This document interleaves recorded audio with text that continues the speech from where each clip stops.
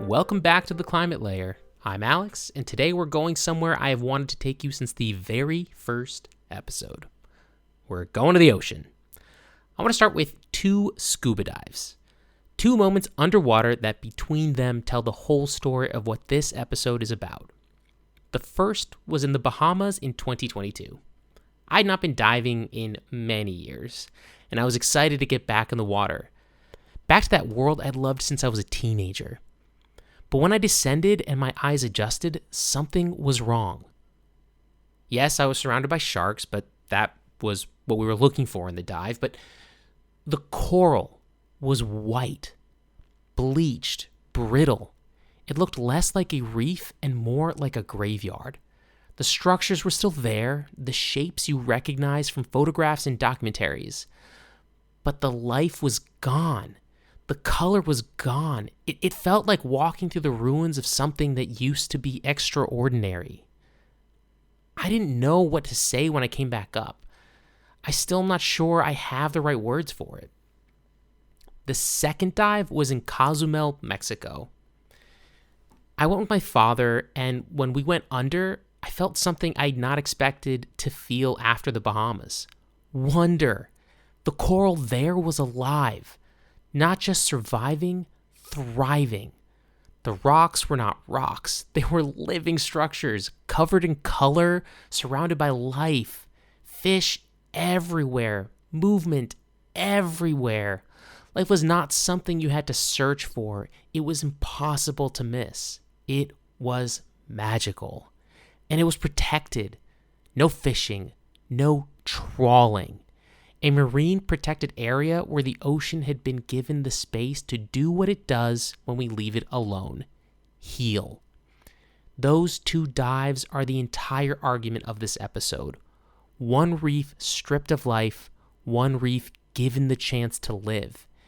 And the difference between them is not mysterious. It is a choice, a policy, a decision about whether we treat the ocean as something to extract from or something to protect. Today we're going to talk about what the ocean actually is, what we're doing to it, and what it looks like when it heals. Because I've seen both, and I can tell you with absolute certainty that one of them is worth fighting for. Before we talk about what is happening to the ocean, I want to make sure we understand what the ocean actually is. Because I think most of us, even people who care deeply about the environment, underestimate it. The ocean covers 71% of our planet's surface. It contains 97% of all the water on Earth. It is home to the vast majority of life on this planet, and we have explored less than 20% of it. We know more about the surface of Mars than we know about the deep ocean floor. Think about that for a moment. Here is the stat that surprises almost everyone. The ocean produces between 50 and 80% of the Earth's oxygen. Not forests, not trees, tiny microscopic organisms called phytoplankton floating on the top 200 meters of water where sunlight can reach. In fact, there is a single species of bacteria called, I'm going to butcher this, Prochlorococcus, so small that 20,000 of them fit in a single drop of seawater. That produces more oxygen than all the tropical rainforests on Earth combined. Most of that oxygen is consumed within the ocean itself by marine life. But here is the point. The health of the ocean and the air we breathe are the same conversation. The ocean also absorbs roughly 25 to 30% of the CO2 we emit every year, and captures about 90% of the excess heat generated by our emissions. It has been acting as a massive buffer, quietly absorbing the consequences of our industrial activity for over a century. Without the ocean doing that work, our climate would already look dramatically different and far more dangerous. And beyond climate, the ocean feeds billions of people. It drives coastal economies. It protects shorelines from storms. It regulates rainfall patterns.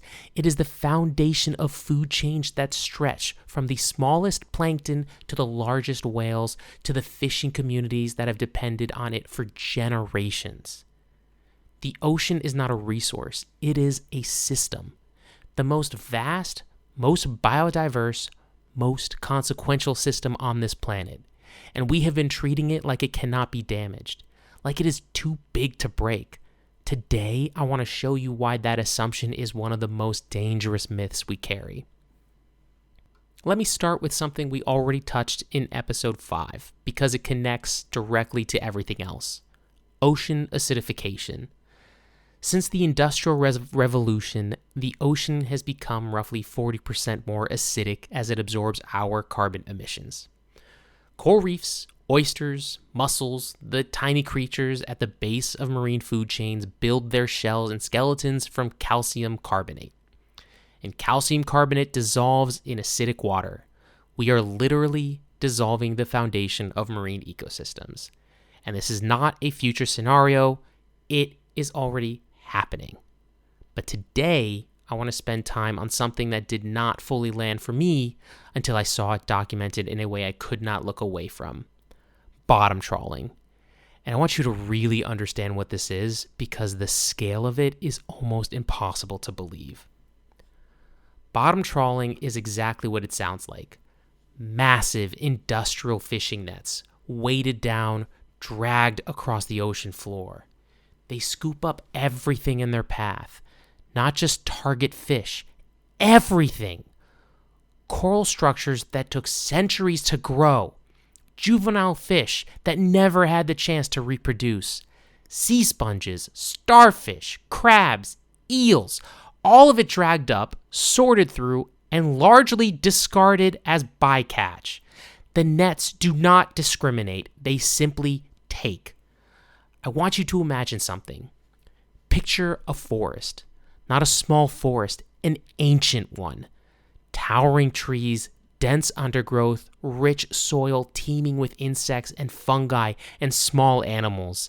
Now imagine dragging an enormous net across that forest floor.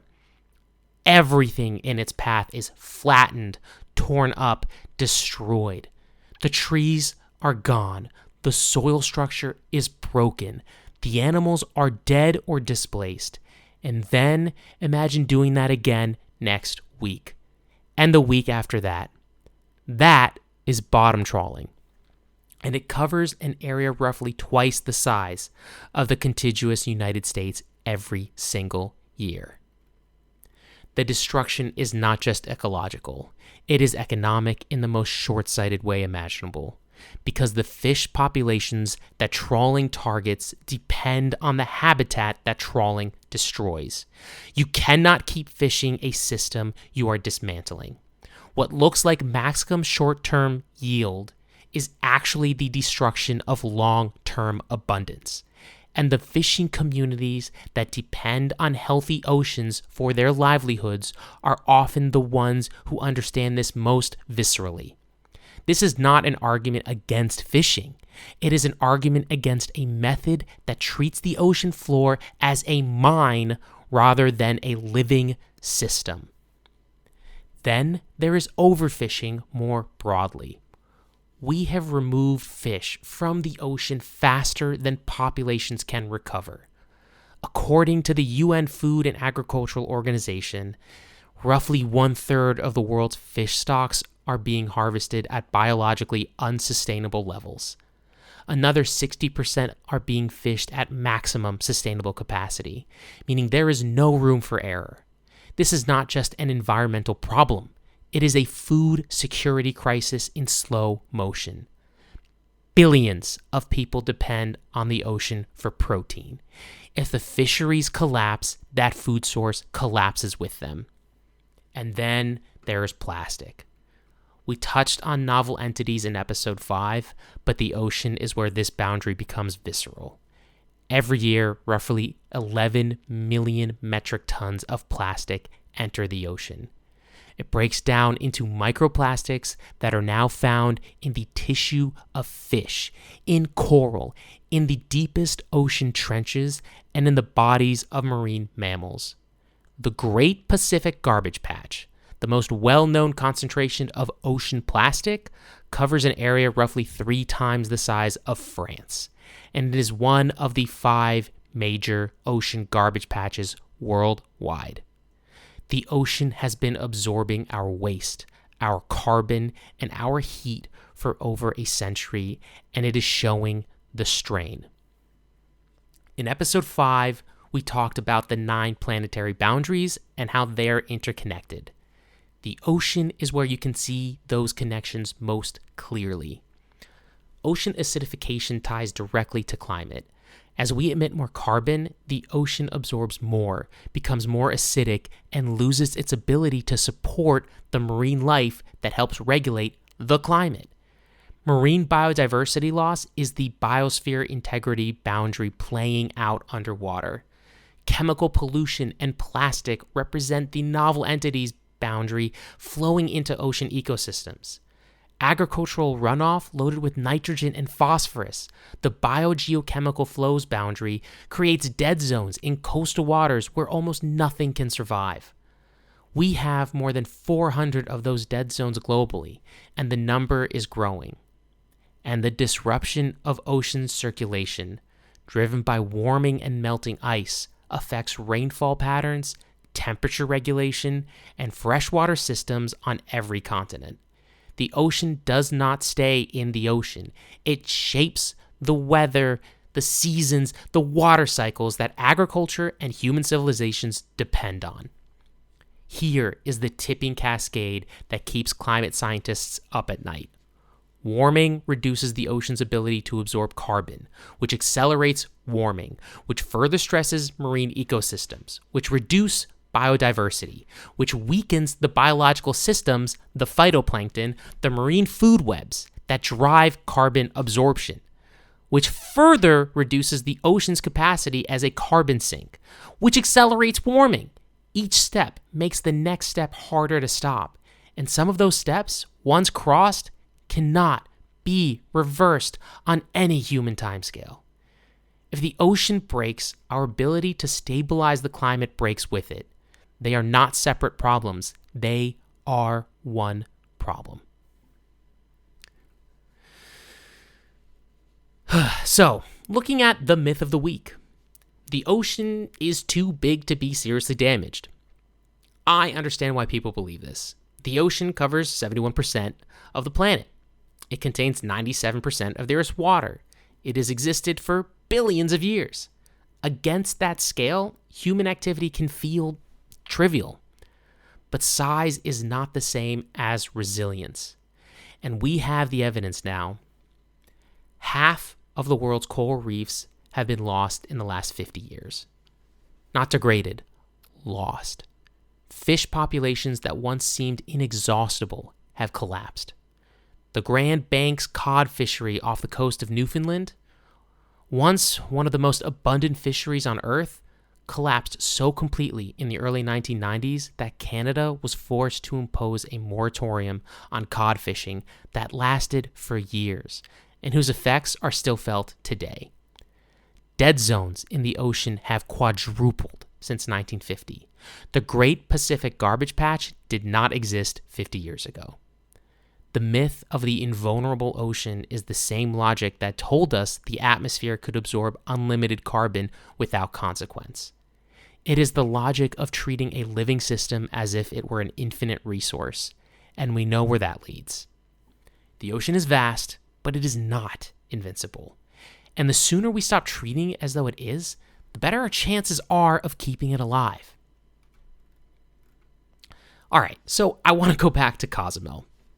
Because that reef, that living, colorful, extraordinary reef that I got to share with my father, was not an accident. It was not luck. It was the result of a decision to protect that stretch of ocean. No fishing, no trawling. A marine protected area where the rules were enforced and the ecosystem was given the space to do what ecosystems do when we stop destroying them. And here's what the science shows consistently across marine protected areas around the world. Recovery happens faster than almost anyone predicted. Fish populations rebound, coral structures begin to regrow, biodiversity returns. And here's the part that surprises people the most. The benefits do not stop at the boundary of the protected zone. Fish populations spill over into surrounding waters, actually improving catches for fishermen fishing outside the protected areas. A thriving reef does not just benefit that reef, it benefits everything around it. This is not conservation as sacrifice. This is conservation as investment. A living reef supports fishing, tourism, coastal storm protection, and carbon sequestration simultaneously. It generates economic value across multiple sectors while healing itself. The economic argument for marine protection is not in tension with the fishing industry's interests. Done right, it is aligned with them. In 2022, the United Nations made a commitment known as 30 by 30, a pledge to protect 30% of the world's oceans by 2030. It is an ambitious target, and it is the right one. The science is clear that protecting 30% of the ocean would allow fish populations to recover at scale, stabilize marine ecosystems, and strengthen the ocean's capacity as a carbon sink. But here is where I want to be direct. Right now, only about 8% of the ocean is protected, and a significant portion of that protection exists only on paper, with little enforcement and little actual impact on fishing or industrial activity. The gap between the pledge and the reality is enormous, and closing that gap requires public pressure, political will, and accountability at every level. The 30 by 30 commitment is not a guarantee. It is a promise. And promises, they need to be kept. I've been thinking a lot lately about what I want the future to look like. Not in an abstract policy sense, but in a personal one. I have a son on the way, and I find myself thinking about what I want him to be able to see when he grows up. What I want to be able to show him. I want to take him diving. I want him to descend beneath the surface and see what I saw in Cozumel. Not ruins, not a graveyard, a living world. Coral that is not rock but life. Color and movement and abundance that takes your breath away, even underwater. That is not a fantasy. I've seen it with my own eyes. I know what it looks like. And I know that the difference between that reef and the bleached one in the Bahamas was a choice, a policy, a decision to protect. I want to acknowledge something before we close. These last 2 episodes have been heavy.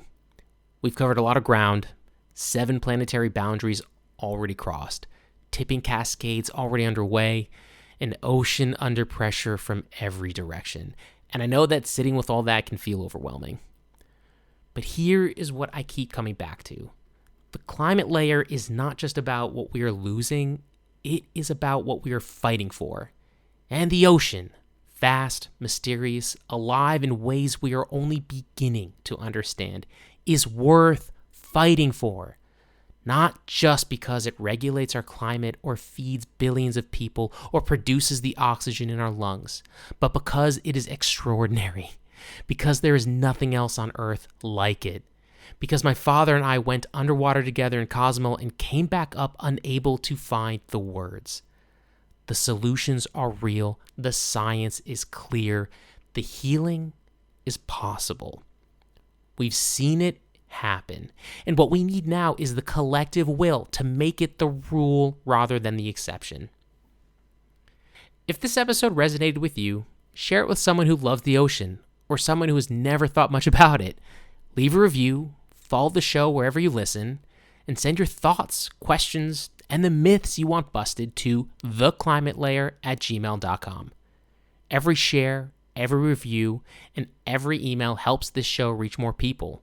And right now, I really believe more people understanding what is at stake is exactly what we need. Until next time, stay curious, stay grounded, and keep peeling back the layers.